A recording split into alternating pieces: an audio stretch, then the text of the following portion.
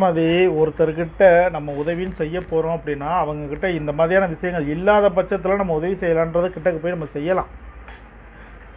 ஆனால்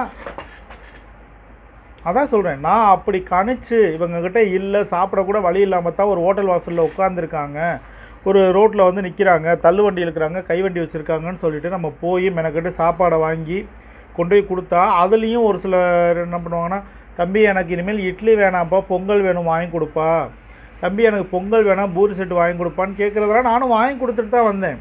நம்ம என்ன நினச்சி கொடுக்குறோம், சரி அவங்களுக்கு முடியலை, அவங்களாளுக்கு நம்மகிட்ட இருக்கிறதுனால ஒரு நேரம் சாப்பாடு உதவியாக இருக்கணும் நம்ம கொடுக்குறோம்.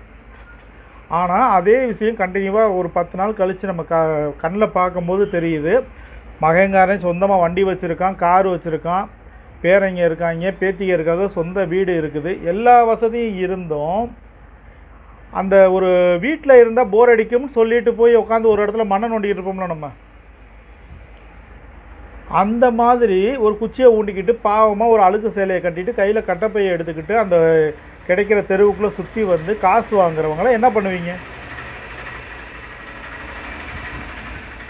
இப்போ அதான் சொல்கிறேன், அதான் இப்போ நீங்கள் என்ன சொல்கிறீங்க, நாய்க்கு பிஸ்கட் வாங்கி கொடுக்குறதுக்கு பதிலாக ஒரு ஆளுக்கு சாப்பாடு போடலான்றீங்க. நாய்கள் வந்து பார்த்திங்கன்னா ஆல்ரெடி நாய் வந்து நம்ம நாட்டு நாய் தான் எல்லாமே. என்றைக்கு வெளிநாட்டு முகத்தில் வர நாய்களை ஃபுல்லாக வாங்கி வளர்த்த ஆரம்பித்தாங்களோ அன்றைக்கி தான் நம்ம நாட்டு நாய்களுக்குரிய மவுசு போயிடுச்சு.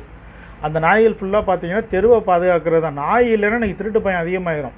ஆனால் நிறைய இடங்களில் இந்த மனுஷங்களை வந்து விரட்டி கடிக்கிறது, குழந்தைங்களை கடிக்கிறதெல்லாம் நிறையா பார்த்துருப்பீங்க. ஆனால் அந்த நாய்கள் எதுன்னு கேட்டிங்கன்னா, இந்த கோழிக்கறி கடைகள்லேயும் கழிவுகள் இருக்குது பார்த்திங்களா, பச்சை கழிவுகளை திங்கிற நாய்களுக்கு வெறி பிடிக்கும். இது எல்லாருக்குமே தெரிஞ்சதான், பச்சை கழிவுகளை திங்கிற எல்லா நாய்க்குமே வெறி பிடிக்கும். நான் சாப்பாடு போடுற நாய்கள்லாம் பார்த்திங்கன்னா ஒரு தெரு என்ட்ரன்ஸில் இருக்கிற நாய்கள் தான். அதுகளுக்கு எப்பயும் போல் பிஸ்கட்டு அதெல்லாம் வாங்கி போட்டு வந்துடுவேன். இது வந்து நான் யோசிச்சு பண்ணுறது தான், வேறு ஒன்றும் இல்லை. அதாவது அது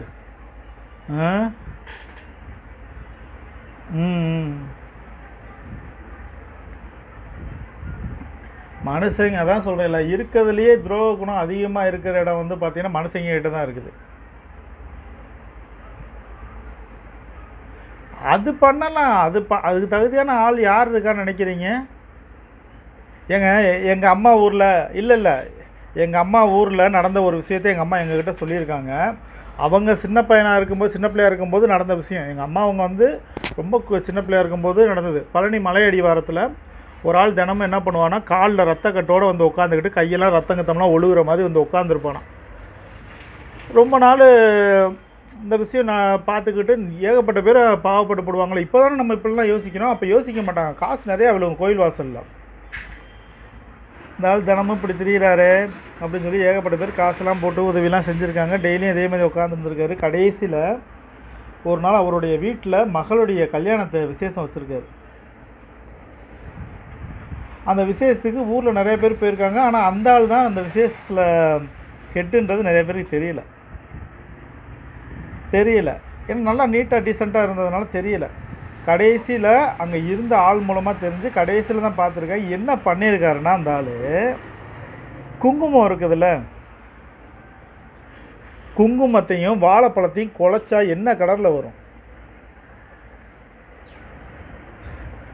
கொலன்னு ரத்த அடிப்பட்ட மாதிரி இருக்கும்ல, அதை எடுத்து முட்டியிலையும் கால் முட்டியிலையும் வச்சு துணியை வச்சு சுற்றி இருக்கான். நல்ல கைகால் இருக்கிற மனுஷன். கடைசியில் அந்த ஊரில் அவன் மாதிரி அந்த சீர் சிறப்பாக மகளை கட்டி கொடுத்தது யாருமே இல்லை. அதான் ஒரு வாக்கியம் சொல்லுவாங்கள்ல, பாத்திரம் அறிந்து பிச்சை இடுதல். இன்றைக்கி கிடையாதுல்ல அது.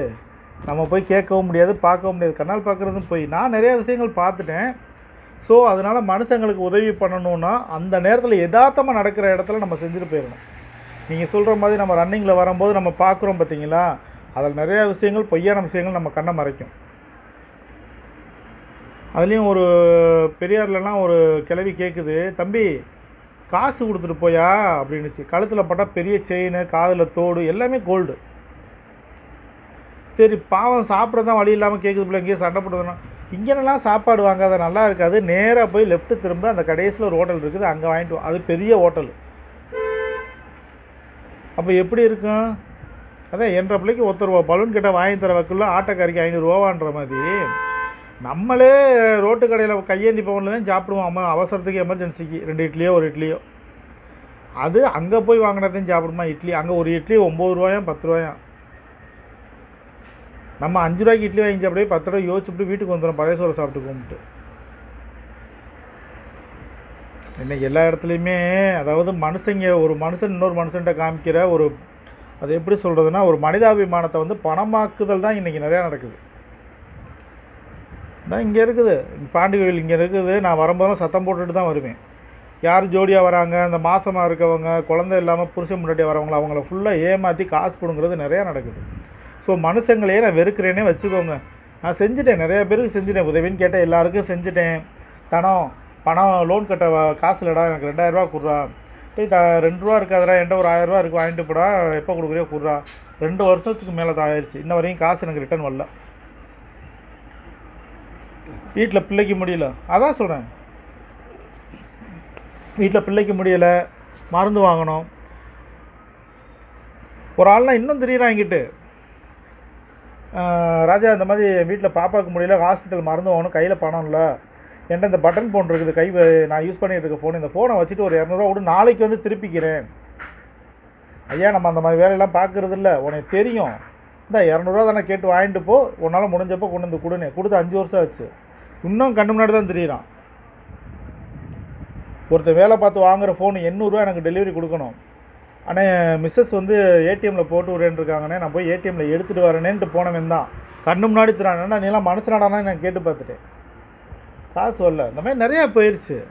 ஸோ மனுஷங்களை நம்புறதை விட இருக்காங்க ஒரு சில நல்ல மனுஷங்களும் இருக்காங்க, இல்லைன்னாலும் சொல்லலை. அந்த மாதிரி ஆட்கள் எப்போயாவது கண்ணில் படும்போது அவங்களுக்கு தேவையான விஷயத்தை நம்ம சொல்லாமே செஞ்சுட்டு வந்துடலாம்.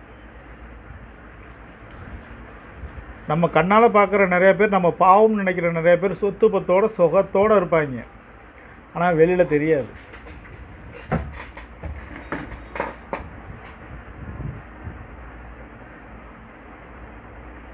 இது நிறையா நடக்குது.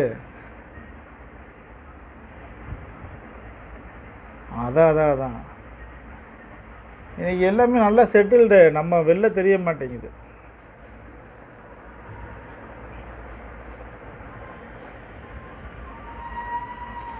அதுவும் கால் மேலே கால் போட்டு உட்காந்துக்கிட்டு. நான் ஒரு தடவை ஒரு பெருசு இந்த காப்பி வடகை இதெல்லாம் ஃபில்ட்ரு பண்ணுவாங்கள்ல சல்லடை, அது இந்த மாதிரி ஐட்டங்களாக ஒரு பெரியவர் கொண்டு வந்துக்கிட்டு இருந்தார். நானும் என்னுடைய மனைவியும் போயிருந்தப்போ சிம்மங்கள்கிட்ட. அப்போ என்னுடைய மனைவி சொன்னால், மாமா இது வாங்கி கொடுங்க அப்படின்னா. சரி வாங்கிக்கம்மா அப்படின்னு. எத்தனை ஒரு பீஸ் வந்து ₹10 ₹15 சொன்னார். ஆக்சுவலி அதுக்கு முன்னாடி அண்ணா நகரில் வந்து ஒரு பெரியவர் வந்து ரோட்டில் பிளாட்ஃபாரத்தில் அதே மாதிரி பொருள் நிறையா போட்டிருப்பார். ஸோ அவங்களாம் பார்த்து நான் என்ன பண்ணுவேன்னா, நம்ம வாங்குகிற பொருள் ₹30 இருந்துச்சுன்னா ₹50 கொடுத்தா சில்லறை நான் வாங்க மாட்டேன். சப்போஸ் ₹100 கொடுத்துருந்து ₹60 பொருள் வாங்கியிருந்தாலும் அந்த மீதி ₹40 வாங்க மாட்டேன், இருக்கட்டும்ன்ட்டு வந்துடுவேன். அப்போ என்னுடைய மிஸ்ஸஸ்க்கெலாம் தெரியும், இது இவனுடைய கேரக்டரும் தெரியும், அதனால் எதுவும் கேட்க மாட்டாங்க. ஸோ அதே மாதிரி ஒரு விஷயத்தை வந்து நான் இங்கே பார்த்தேன், நம்ம சந்தைக்கிட்ட பார்த்தேன், நானும் என்னுடைய மனைவியும் போயிருந்தப்போ. அப்போ இது வாங்கிக்கோ அப்படின்றேன். அதை வாங்கிட்டா 3 பீஸ் எடுத்திருக்கா, ₹45 என்னமோ வந்துச்சு. ₹50 கையில் கொடுக்குறா இவ. நான் சொல்கிறேன் கூட ₹20 சேர்த்து கொடுறீ அப்படின்றேன். அவர் அந்த ₹5 திருப்பி ரிட்டன் கொடுக்குறாரு. என்னடா ரிட்டன் கொடுக்குறாரு அப்படின்னு சொல்லிட்டு, ஐயா இருக்கட்டுமியான்றேன். எனக்கெல்லாம் இந்த காசு வேணாமியா, எனக்கு என் காசு போதுமியா அப்படின்னாரு. சரி அப்போ அவர் கரெக்டாக இருக்கும்போது நம்ம அவரை பிச்சைக்காரை மாற்றக்கூடாதுன்ட்டு வந்துட்டேன். இன்னமும் அப்படியே தான் இருக்கார். அதெல்லாம் ஒரு சிலர் வந்து அவங்களால முடிஞ்சதை மட்டும், அவங்களால முடியாத பட்சத்தில் எனக்கு நான் கேட்டால் செய்யறதுக்கு ஆள் இருக்குது தம்பி அப்படின்ட்டார், ஒரே வார்த்தையில் சொல்லிட்டார். ஸோ ஆள் இல்லாதவங்க தான் நம்ம அடுத்தவங்க வந்து கொடுக்கணும்னு எதிர்பார்க்கணும், ஆள் இருக்கவங்க எதிர்பார்க்கக்கூடாது. உண்மைதானே? அதான் முடிஞ்ச வரைக்கும் உழைக்கிற டைமிங்கில் ஏதாவது ஒன்று கிடைக்க வாங்கிக்கப்பேன். நம்ம வெளில இருந்து நம்ம நினச்சிக்கிறோம் நம்ம ராயல்ட்டி, சும்மா அழுக்கு சேலையை கட்டியிருக்கவனும் அழுக்கு சட்டையை போட்டிருக்கவனும் பாவம் பிச்சைக்காரன் நம்ம நினைக்கிறோம். ஆனால் வீட்டில் சொத்து பத்தை வச்சு கார் பணத்தை வச்சுக்கிட்டே வெளில அழுக்கு சட்டையில் சுற்றுறவனும் அழுக்கு சேலையில் சுற்றுற பொம்பளையாலும் நிறைய பேர் நான் பார்த்துட்டேன். ஸோ இப்போல்லாம் ஆட்களை பார்த்த உடனே இந்த எந்திரன் படத்தில், அதான் எந்திரன் படத்தில் ரோபோ ஸ்கேன் பண்ணுற மாதிரி நம்ம யோசிக்கிறது. அப்போ இருக்கும், நம்ம தான் ஏமாறுறோம். இங்கே நான் இருக்க ஏரியாவில் நிறைய பேர் இருக்காங்க, எல்லாம் வசதியான ஆளுக்கு தான், வெளில பார்த்தா தெரியாது.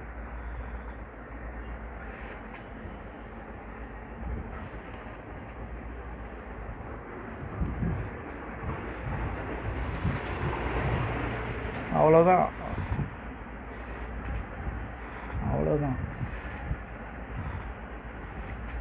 இன்னைக்கு எல்லாமே பணம் பிடுங்க உலகமாக மாறிடுச்சு.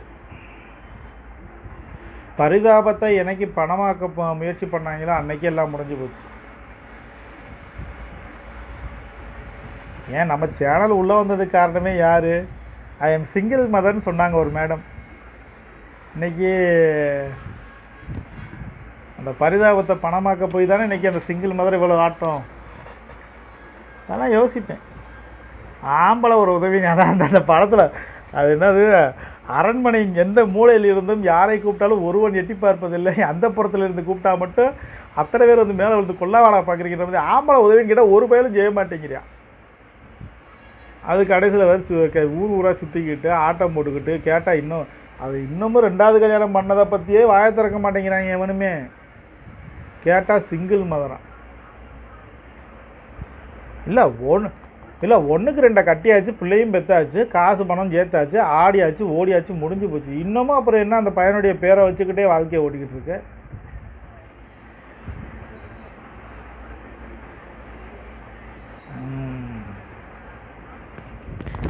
மக்கள் திருந்தணும்ல.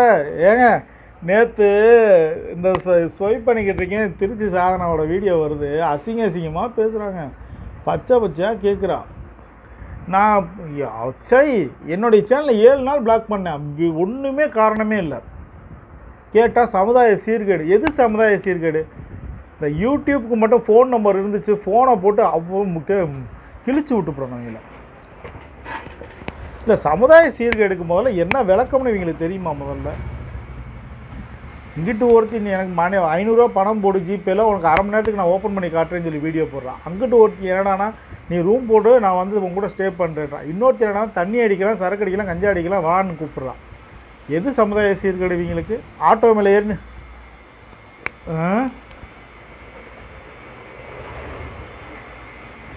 அதெல்லாம் நிறைய அந்த குரூப் தான், ஒரே குரூப் தானே இவங்கெல்லாம்.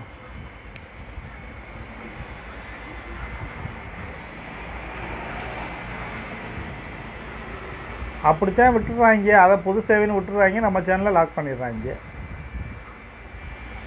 என் அடுத்தலாம் என் சேனலில் ஏதாவது லாக் பண்ணாங்க, இனிமேல் யூடியூப்பே ஓப்பன் பண்ணக்கூடாது, கடுப்பாகி போயிடும் எனக்குலாம். நம்ம எவ்வளோ சிரமப்பட்டு ஒரு விஷயத்தை யோசித்து இதனால் ஒரு 2 பேராவது பயனடையட்டும்னு சொல்லி நம்ம ஒரு வீடியோவை க்ரியேட் பண்ணி போட்டால்,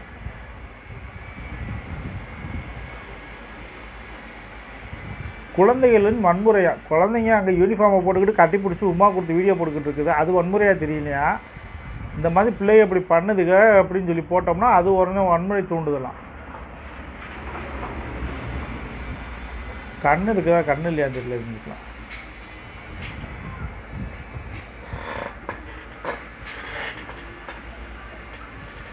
அதெல்லாம் கேட்க முடியாது. யூடியூப்பில் மெயில் பண்ணோம்னா அவன் இங்கிலீஷ்காரனாக இருப்பேன்.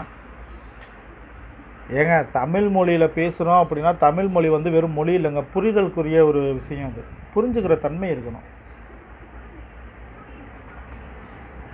இது வந்து மனசு ரீதியான விஷயங்கள் மட்டும்தான் தமிழில் நம்ம டிரான்ஸ்லேட் பண்ண முடியும். அது ஆங்கிலத்தில் நம்ம பண்ண முடியாது.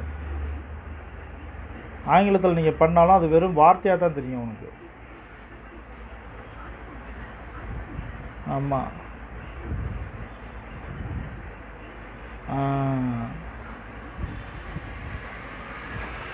அதைத்தானே இவருக்கு பயன்படுத்திக்கிறாங்க இப்போ.